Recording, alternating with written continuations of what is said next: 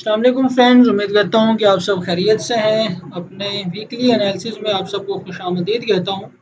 Friends, हम सबसे पहले डॉलर इंडेक्स के वीकली एनालिसिस करेंगे कि डॉलर इंडेक्स में मार्केट की क्या पोजीशन है, क्योंकि डॉलर इंडेक्स हमारा सबसे पसंदीदा जो चार्ट है वो है गोल्ड का। और गोल्ड मूव करता है डॉलर के मुताबिक। अगर डॉलर सेल में आएगा तो गोल्ड बाय में जाएगा, ठीक है। इसलिए हम सबसे पहले डॉलर के पेयर्स की, डॉलर के चार्ट की एनालिसिस करेंगे फ्रेंड्स। ये डॉलर का चार्ट है, ये हमारे सामने जो खुला हुआ है, ठीक है, डॉलर इंडेक्स। तो इसमें हम देखेंगे कि डॉलर की नेक्स्ट मूव क्या हो सकती है, जिसकी वजह से हमें कंफर्म हो, ज़्यादा आसानी हो, ज़्यादा बेहतर समझने की हम कोशिश करेंगे कि गोल्ड की नेक्स्ट मूव क्या हो सकती है। फ्रेंड्स, तो ये हमारे सामने है डॉलर इंडेक्स का चार्ट। मैं आपको दिखाता हूँ। पहले हम इसके एनालिसिस करेंगे। हमने ये फ्रेंड्स वीकली सॉरी मंथली जो है चार्ट को ओपन किया हुआ है, मंथली।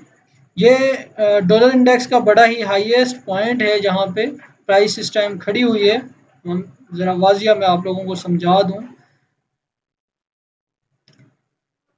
अब तक का जो सबसे हाईएस्ट पॉइंट था डॉलर का, जो इसने लगाया, वो है 113.1109। ठीक है फ्रेंड्स, ये हाईएस्ट पॉइंट है डॉलर इंडेक्स का। तो अगर हम इसे चार्ट को पीछे जाके देखें, जो मेरे लैपटॉप में शो हो रहा है 2008 तक, तो 2008 तक का सबसे हाईएस्ट पॉइंट ये है, जो हमारे सामने अभी डॉलर इंडेक्स का चल रहा है, जो इसने टच किया था 113.1109। ठीक है फ्रेंड्स, अभी जो मार्केट बंद हुई है इस वीक में, पिछले वीक में, वो हुई है 100.6419 पे।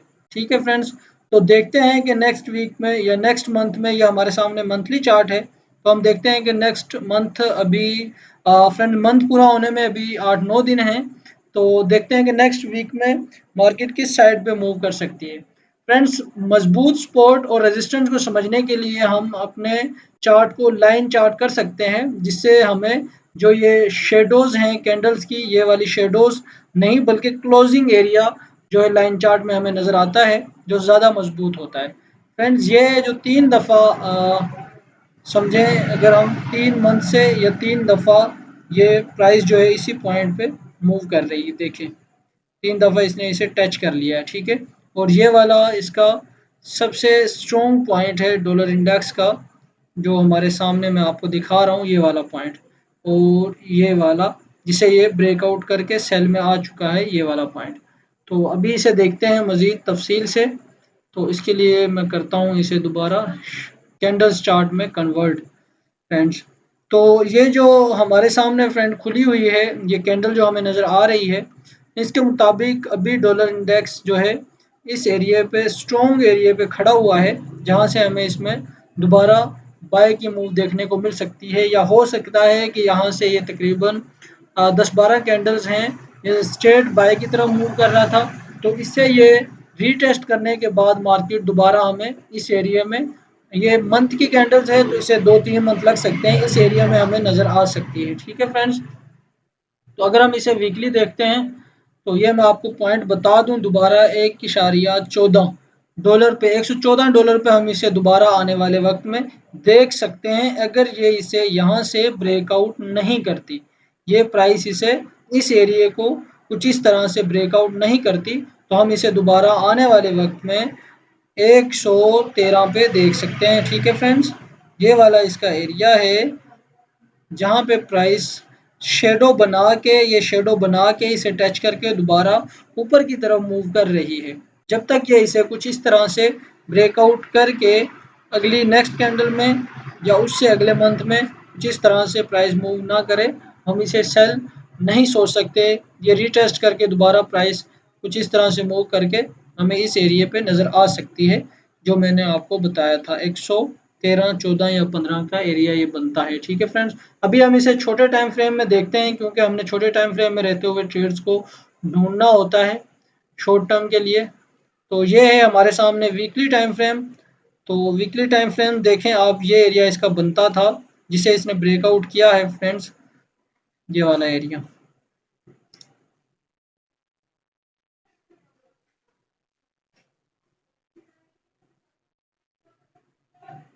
ये एरिया इसका बनता है $100 और 100.8133।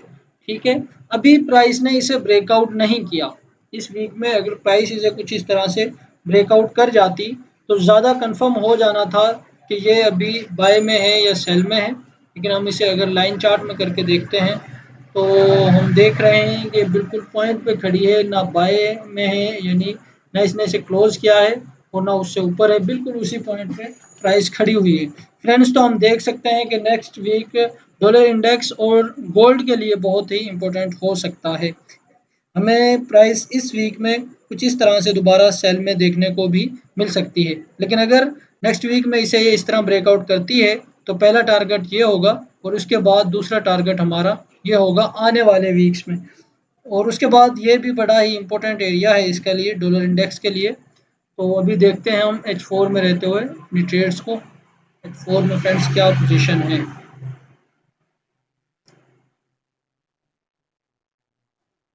जैसा मैंने आपको बताया कि ये दो तीन कैंडल छोटी छोटी सी क्लोज हुई हैं, जिनके मुताबिक हमें डॉलर इंडेक्स थोड़ा सा सेल में देखने को मिल सकता है, या हम इसे इस तरह देख सकते हैं कि जिस तरह इसने यहाँ पर डबल टॉप बनाया है इस तरह से, फिर इस तरह से हमें नेक्स्ट वीक में इस रेजिस्टेंस से डॉलर इंडेक्स दोबारा सेल में देखने को मिल सकता है। ठीक है फ्रेंड्स, कुछ इस तरह से, और यहाँ आके ट्रिपल टॉप बनाती हुई प्राइस दोबारा बाय की तरफ मूव कर सकती है कुछ इस तरह से, और इसे ब्रेकआउट करके हम इसे दोबारा बाय में देख सकते हैं। ठीक है फ्रेंड्स, तो ये थे हमारे डॉलर इंडेक्स के एनालिसिस। और मज़ीद मैं आपको इसको थोड़ा सा वाजिया करके समझाता हूँ। ये जो ट्रेंड लाइन मैंने लगाई हुई है इसे, फ्रेंड्स मेरी कोशिश होती है कि आप लोगों को बहुत ही वाजिया समझाऊं ताकि आप किसी के सिग्नल्स पर इन्हिसार करने के बजाय हमारे एनालिसिस को देखते हुए सीखें और आने वाले वक्त में खुद ट्रेड करें, खुद ट्रेड करने की कोशिश करें, किसी के सिग्नल्स के आप मोहताज ना रहें। और एक बात मैं आपको वाजिया बता दूं फ्रेंड्स कि ट्रेडिंग एक इंतहाई ख़तरनाक बिजनेस है। अगर आप इसे बगैर सीखे करते हैं तो आपके लॉस होने का बहुत ज़्यादा चांसेस होते हैं। तो ये कुछ इस तरह से इस रेंज में मूव कर रही है प्राइस डॉलर इंडेक्स की। तो अभी इसने किसी साइड पे भी ब्रेकआउट नहीं किया। ये देखें, यहाँ पर इसे टच किया, दोबारा इसे टच किया और तीसरी दफ़ा इसी ट्रेंड लाइन को टच करते हुए प्राइस कुछ इस तरह से मूव कर रही है। अगर इस तरह यहाँ पे आके ब्रेकआउट करे और कुछ इस तरह से रिटेस्ट करके पुल बैक करके हमें प्राइस दोबारा जैसे मैंने बताया था यहाँ पर नज़र आ सकती है। लेकिन अगर इस एरिया को रिस्पेक्ट देती है प्राइस तो हम इसे दोबारा सेल में इसी पॉइंट पे देख सकते हैं। यहाँ से ट्रिपल टॉप बनाती हुई प्राइस दोबारा बाय की तरफ जा सकती है। नेक्स्ट वीक मार्केट के लिए फ्रेंड्स बहुत ही अहम है, और सारी मार्केट्स कुछ इस पॉइंट पे खड़ी हैं कि फैसला करना मुश्किल है। तो लेकिन फ्रेंड्स अभी मैं ये एतवार का दिन है जो एनालिसिस करके आप लोगों को सामने सेंड कर रहा हूँ, बना रहा हूँ, बता रहा हूँ। अभी कुछ भी हो सकता है, कोई बम धमाका हो जाए, कोई ऐसे मसले मसाइल हो जाए तो मार्केट की मूवमेंट चेंज हो सकती है। अभी हम देखते हैं गोल्ड को।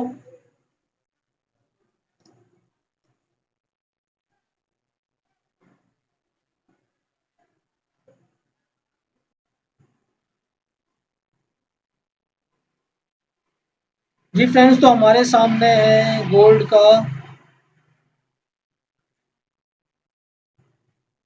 बहुत गोल्ड का चार्ट, जिसे तकरीबन सारे ही ट्रेडर्स पसंद करते हैं और ज़्यादातर गोल्ड पे ही ट्रेड करना पसंद करते हैं सारे ट्रेडर्स।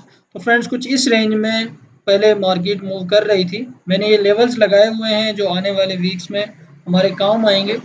तो देखें, ये H1 का चार्ट है, छोटे टाइम फ्रेम में रहते हुए एनालिसिस करेंगे ताकि आप लोगों को ट्रेड ढूंढने में आसानी मिले। पहले प्राइस कुछ इस तरह से गिर रही थी, ये लेवल्स में लगा देता हूँ। यहाँ कुछ इस तरह से प्राइस जो है मूव कर रही थी इस रेंज में, और ये रहते हुए कुछ मूव कर रही थी।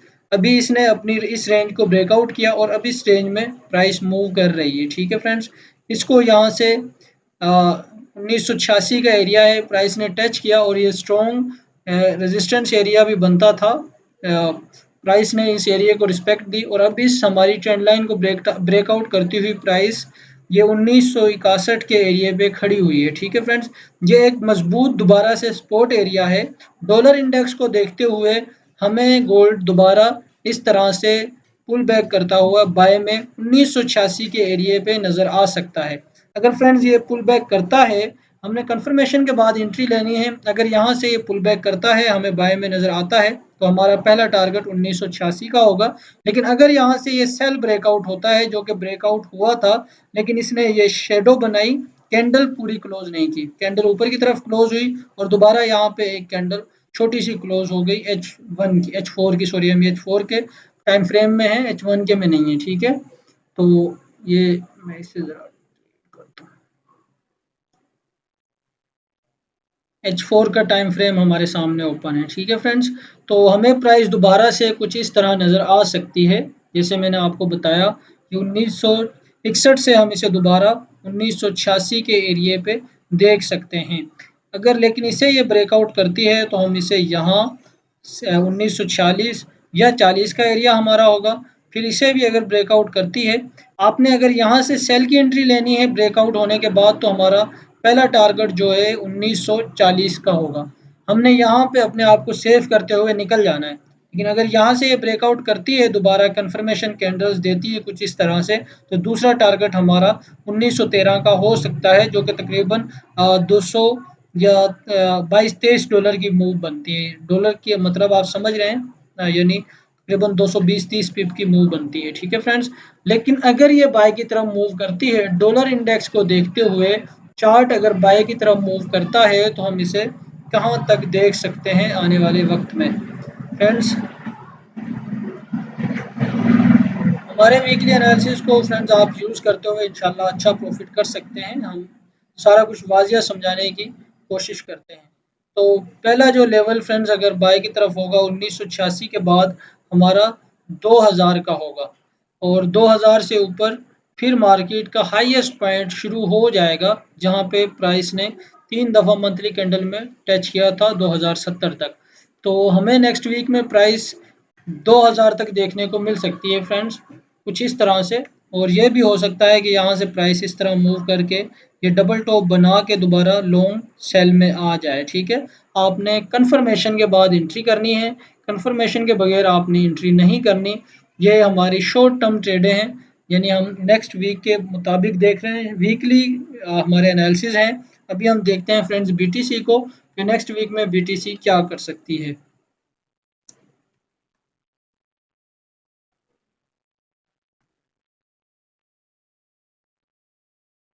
फ्रेंड्स, ये बीटीसी काफ़ी टाइम से एक ही रेंज में मूव कर रही है। देखें, इस रेंज से अभी निकली नहीं है। मैंने पिछले एनालिसिस में बताया था कि जब तक बीटीसी इस रेंज से नहीं निकलती, हम इसे कम से कम लॉन्ग टर्म के लिए ट्रेड नहीं कर सकते। हाँ, शॉर्ट टर्म के लिए 10 20 50 पिप की ट्रेड हम इसमें कर सकते हैं और इससे निकल सकते हैं।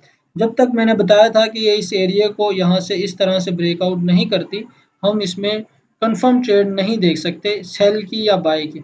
देखें, ये एरिया बनता है, इसने 2-3 दफ़ा इसे ब्रेकआउट करने की कोशिश की, लेकिन दोनों तीनों बार ही देखें फ्रेंड्स, ये कुछ इस तरह से मूव करती हुई ये शेडोज बना के दोबारा बाय की तरफ मूव करेगी। ये एक मजबूत सपोर्ट एरिया बनता है, जो मैंने ये लेवल लगाया हुआ है। अगर यहाँ से ये कुछ इस तरह मूव करती है, शेडो बनाए नहीं बल्कि पूरी कैंडल कुछ इस तरह से बड़ी सी कैंडल क्लोज हो, अब इन कैंडल्स के नीचे कुछ इस तरह से बड़ी सी कैंडल क्लोज हो, और उसके बाद दोबारा मार्केट इस एरिया को पुल बैक करे, तो हम इसे सेल देख सकते हैं। लेकिन अगर ये बाय में जाती है फ्रेंड्स, तो बाय में भी यही सीन है। मैं आपको बताता हूँ, अगर बाय की तरफ मूव करती है, तो हम इसे दोबारा इस एरिया से कुछ इस तरह मूव करती हुई जब तक यहाँ से पुल बैक करके ऐसे नहीं निकलती, हम इसे बाय में नहीं देख सकते। ये अभी साइडवेज चल रही है, साइडवे मार्केट से दूर रहें। अभी हम देखते हैं फ्रेंड्स क्रूड ऑयल को।